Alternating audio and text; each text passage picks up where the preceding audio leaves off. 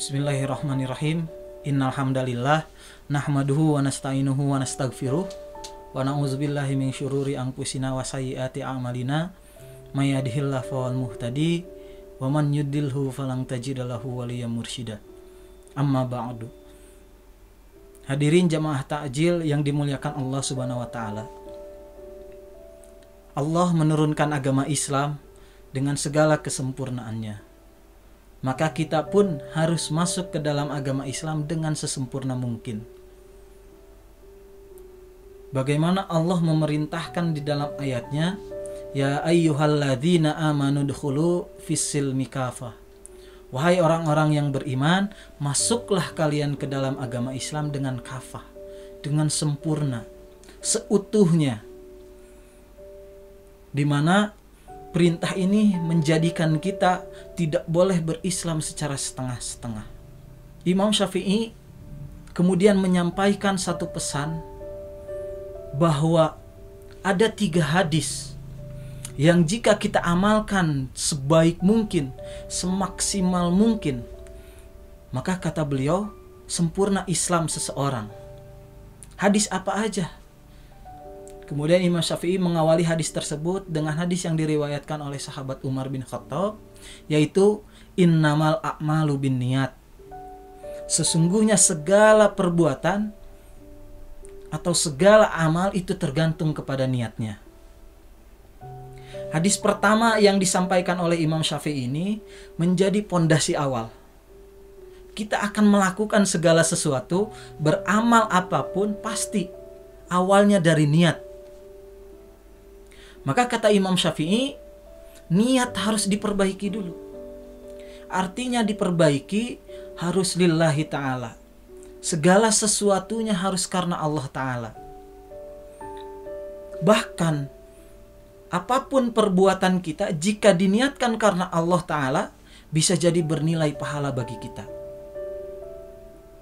Karena niat ini penting bagi seorang muslim. Apabila niatnya salah, maka perbuatan yang dilakukan pun akan menjadi tidak bernilai. Karena apa? Yang berhak menilai kita adalah Allah. Sedangkan niat kita bukan karena Allah, maka sudah salah. Maka di bulan suci Ramadan ini, dari mulai saum, baca Quran, kemudian sholat taraweh, niatkan segala sesuatunya hanya karena Allah Ta'ala.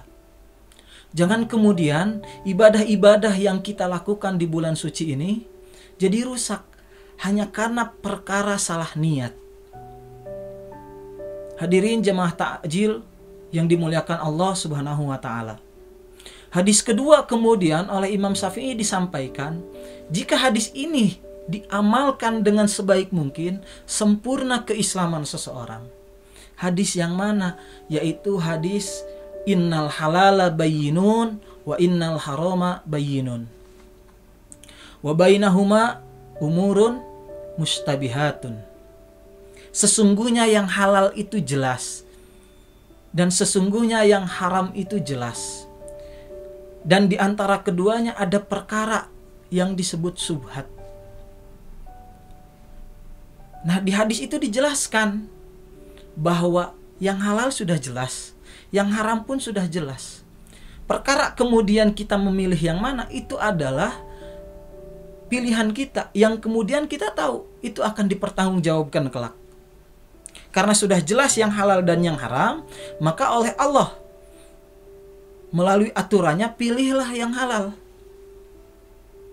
Tapi kemudian kita sering terjebak oleh perkara yang ada di antara keduanya, yaitu yang disebut syubhat.